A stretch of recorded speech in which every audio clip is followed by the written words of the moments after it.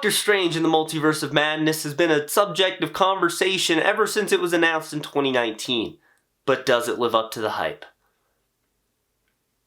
Well...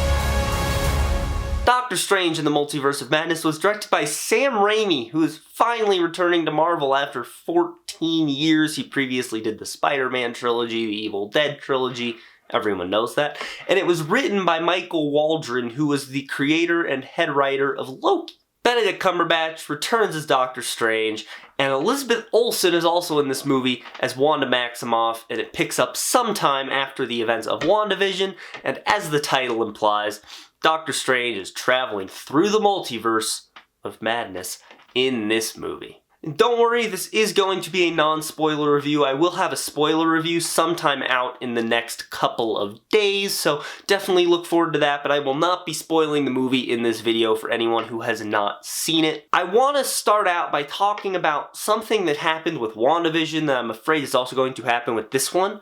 WandaVision became the centerpiece of many theories, and people were constantly talking. They had a bunch of theories for the show, and granted, the show did kind of bait us into theorizing, but people had theories to the point that speculation became expectation, and people were disappointed when their theories weren't true, and it led to a lot of people hating on the show.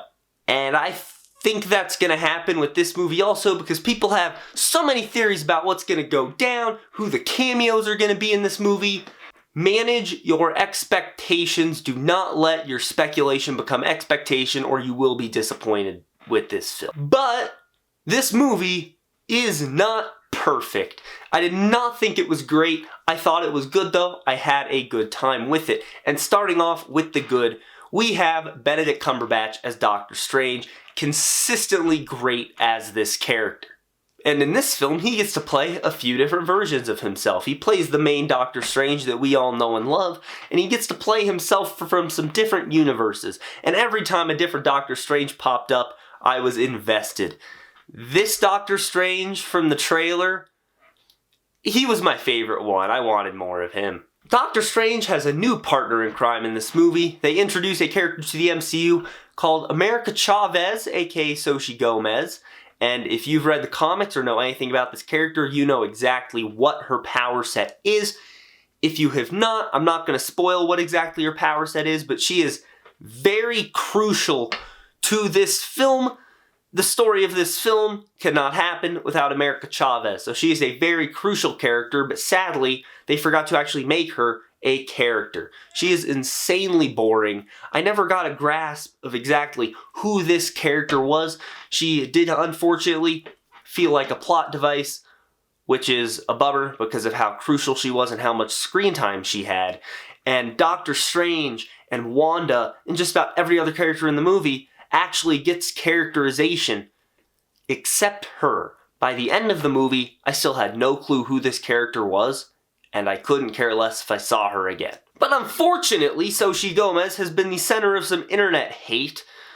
This film was banned in certain countries due to her character and some stuff she talks about. In the comics, this character is LGBT. In the movie, that's implied but never stated. And she has a pride flag pin on her jacket and even mentions some LGBT stuff. And for some reason, the mouth breathers online have decided that they need to give the actress shit for that. And I would like to point out that she is 16 years old. 14 when they filmed it. Pieces of shit. A major supporting character in this film is Wanda Maximoff, played by Elizabeth Olsen. And her performance is fantastic. I was reading before the movie came out that she gives like one of the best performances in the superhero genre. And I was like, yeah, I'm sure it's good, but I'll believe it when I see it. Then I saw it.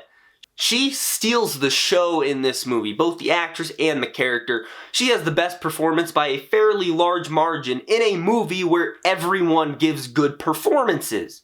It's hard to explain how great her performance is. It's a lot like Tom Holland with No Way Home. Granted, Elizabeth Olsen's performance is better than Tom Holland's performance was in No Way Home, but everyone was saying that Tom Holland does the best performance of his career in No Way Home. But it's hard to explain until after you've seen the movie, then you'll know just how good it is.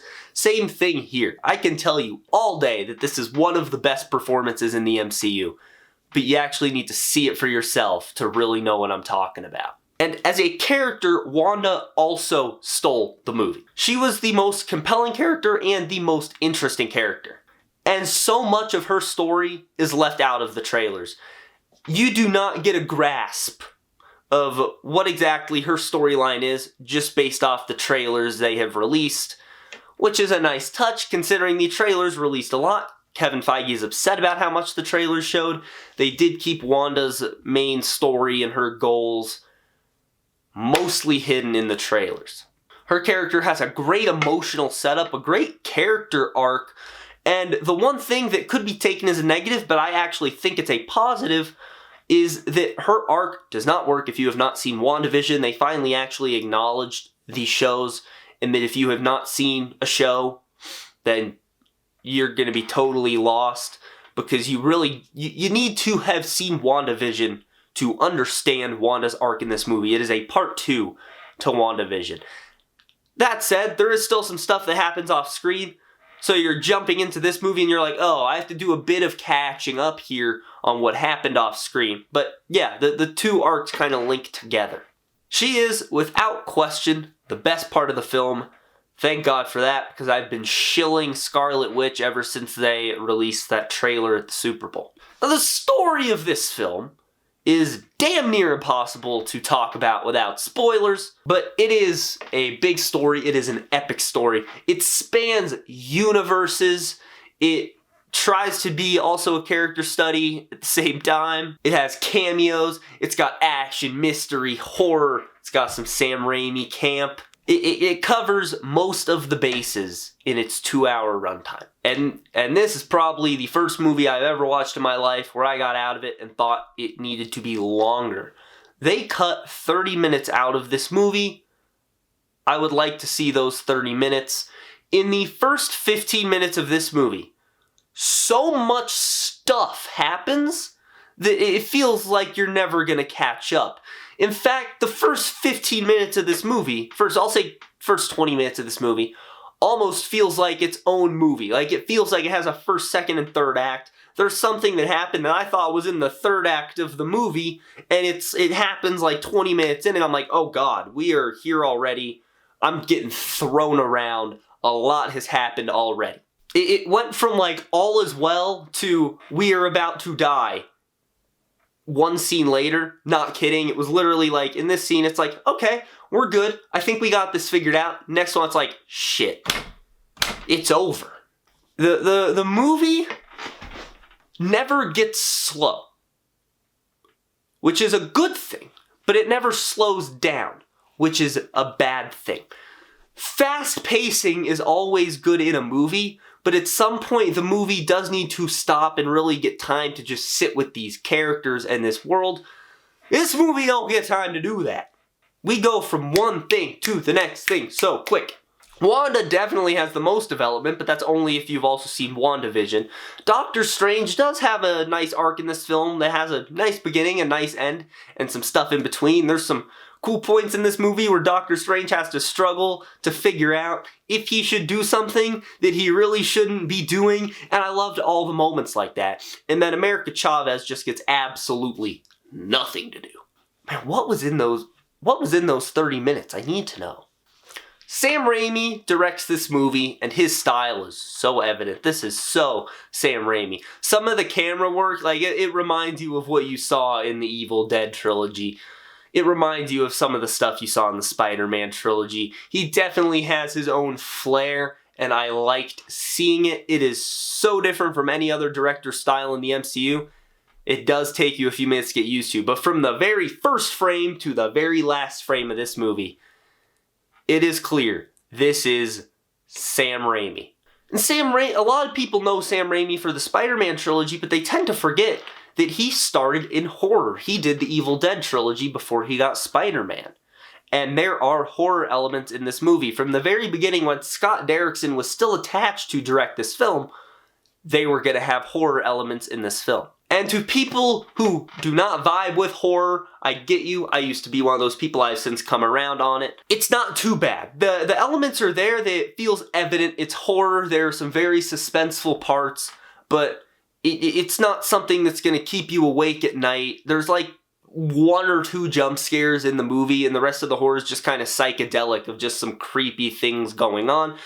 There is some creepy imagery though, and I will touch on this more in like a couple seconds, but this feels like the MCU movie for people who were kids when Iron Man came out and are grown up now. It has mature elements in it. And with that, let's talk about the carnage in this film. It is next level. The carnage in this is not something I was expecting from an MCU film, and I refuse to believe that there was not an R-rated cut of this movie at some point. Because, holy cow, it gets pretty violent. People's heads get blown up on screen, people get cut in half, and then you'll like see the blood dripping off of what they got cut in half with, and it's people are like crawling out of stuff, all like twisted, like it's The Ring. Yeah, it is very creepy. It is very creepy and very bloody. And it's like there's a shot of something covered in blood with blood running off it, and they cut away so quick that I'm like, I have a feeling you trimmed that down to make it more PG-13. Like, if I found out that there was an R-rated cut of this film sitting somewhere at Marvel, I would not be shocked in the least. The kills are brutal. I loved it.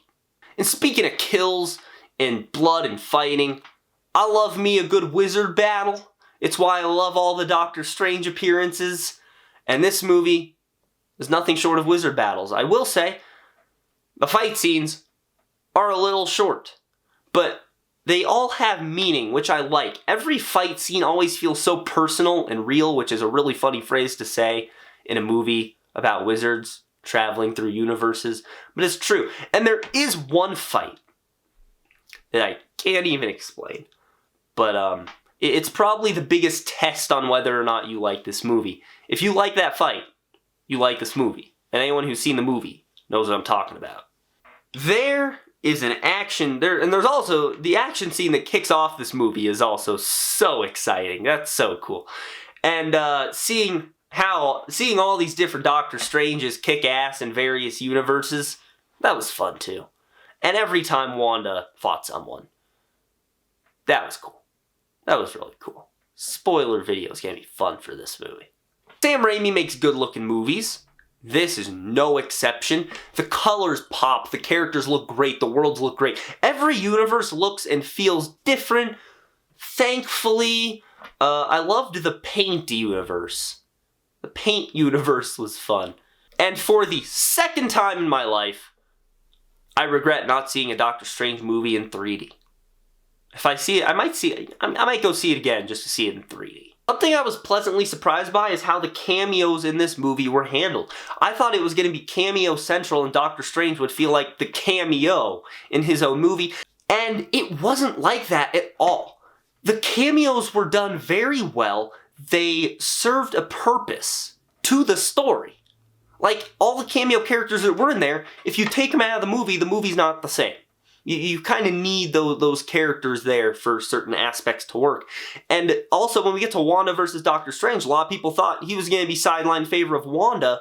And while Wanda's crucial, it still, at its core, feels like a Doctor Strange movie. It's like how Captain America Civil War still feels like a Captain America movie. This is the same way. It still feels like Doctor Strange's movie, despite how many other characters are in this movie. This is not the cameo show. If you were expecting a cameo in every scene, prepare to be disappointed with this movie. The focus of the movie is Doctor Strange and Wanda Maximoff. not the cameos. The best thing about this movie is that it feels different. This feels unlike anything we have seen in the MCU up to this point. It has a totally different style, a totally different tone. It is handled much differently than the God knows how many other MCU entries, even if you count all the Netflix stuff, and Agents of S.H.I.E.L.D., and Agent Carter, and all that stuff that's debatably not canon. This feels different than anything they've put out since 2008. Now, it feels different than any of the non-MCU movies they've put out since 2008. This is something completely new for Marvel. And I love that. I love that they're like, yes, let's do something completely new. Let's do a psychedelic horror adventure movie. And as much as they botched some of the execution of it, that's still such a cool concept, and I love that they went that route with it. Best Bruce Campbell cameo of all time, by the way. I will say this is better than the first Doctor Strange. Doctor Strange is one of my favorite MCU solo films, but I'd say this is better than the first Doctor Strange purely for the reason that it feels more unique. It doesn't fit into a certain formula. You can't figure out what exactly the beats are and what the character arcs are going to be. It's something completely new, something completely different. It's a beautiful looking movie. It's fast paced. The characters are great. Magic is great. I love Sam Raimi as a director. Huge inspiration for me. The jokes in this one were also funny. The theater was laughing out loud several times. Action was fun. Performances were great. Seeing all these different universes, all these different versions of characters was awesome. Seeing some cameo characters who I thought I might never see on screen again was so cool. And while there are a lot of things in this movie that bother me, and I wish they had just gone back and thought about if that was a smart thing to do, it did not. I still very much enjoyed this film and what it was doing, and I cannot wait to see the next multiverse entries after coming out of this movie. I am going to give Doctor Strange and the Multiverse of Madness a B. So what did you guys think of Doctor Strange and the Multiverse of Madness? Let me know down in the comments below. Try not to give any spoilers and be civil. Opinions are opinions. I will have a spoiler review coming out in the next couple days for anyone who does want to talk about it with spoilers, because I have some things I have to go over. That'll be fun. I have a couple pages of notes that I'm going to talk about in that video. So yeah, what'd you think of the movie, as well as my review? Leave your thoughts down in the comments below. Also leave a like on this video, subscribe, click on the bell icon to receive all notifications from the MCU HQ. That's going to be it. Have a great day, guys.